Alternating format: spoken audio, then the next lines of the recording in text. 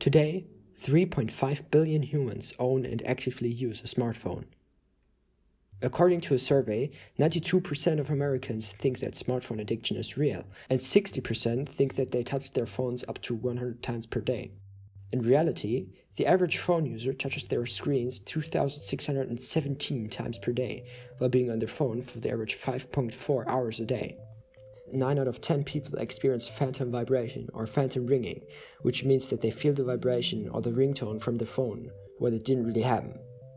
There are multiple of these psychological phenomena which revolve around the smartphone, like nomophobia, which is the fear of going without your phone, or textophrenia, which is the fear of being unable to send or receive texts.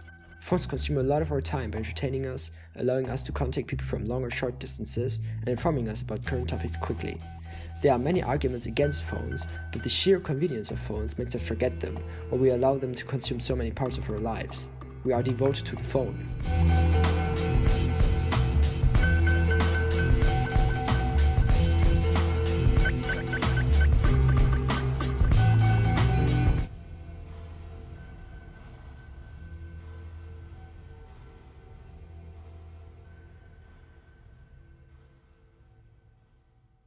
Social media has been proven to lower your self-esteem. This basically means that you start losing confidence in yourself and you start thinking that your life will never be as good as the ones you see on, for example, Facebook. In a study, people were asked to rate their life satisfaction, and Facebook users averagely rated their life satisfaction 7.74 out of 10, while people who stayed away from the social media averagely rated their life satisfaction 8.11 out of 10.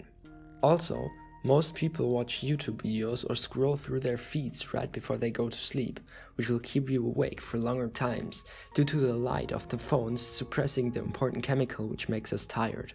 If you also use your phone for work, your work life can merge with your personal life by always showing new emails and notifying you of new things to do at work. This makes you pressured and you feel like you can't be out of touch from work. Many adults experience extremely high stress levels or even burnouts because of this. So, to relieve some stress, why not play a game?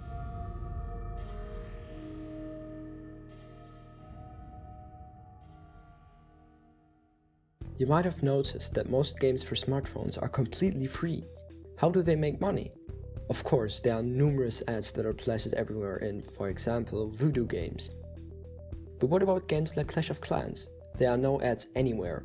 Games like these follow a freemium model. This means that the game is free, but you can buy yourself advantages or cut down waiting time in the game by spending in-game currencies. These currencies exist because a study has proven that people prefer spending their money in an indirect way. For example, paying with a credit card is preferred over paying in cash, or paying in imaginary currencies over real money. Often, these apps also have timed offers. If you spend this number of gems, you get this character plus in-game coins, but only if you buy it in 2 hours. People who fall for these traps are called whales by the industry, since they often spend a lot of money, just like whales spray their water.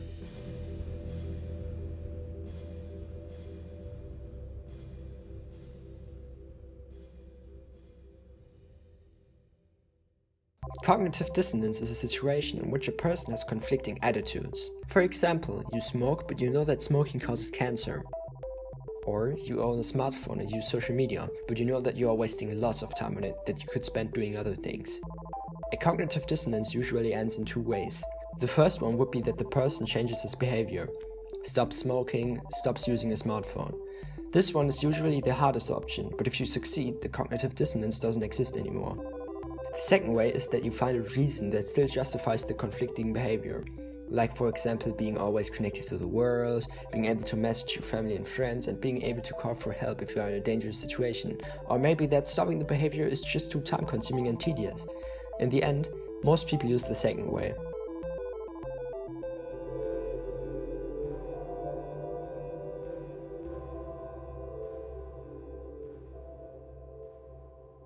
With this video, I hope that I could show you that our phones and the people behind the games that we play on them are pretty bad. The thing is, most of the people watching, including myself, probably won't change anything. Most of the people watching this video will think about their smartphone addiction, maybe have a cognitive dissonance, take the easy way out, and then go back to playing on their phones. Maybe even buy a few gems and games, forgetting almost everything that I just talked about. I, you, we are all completely devoted to the phone.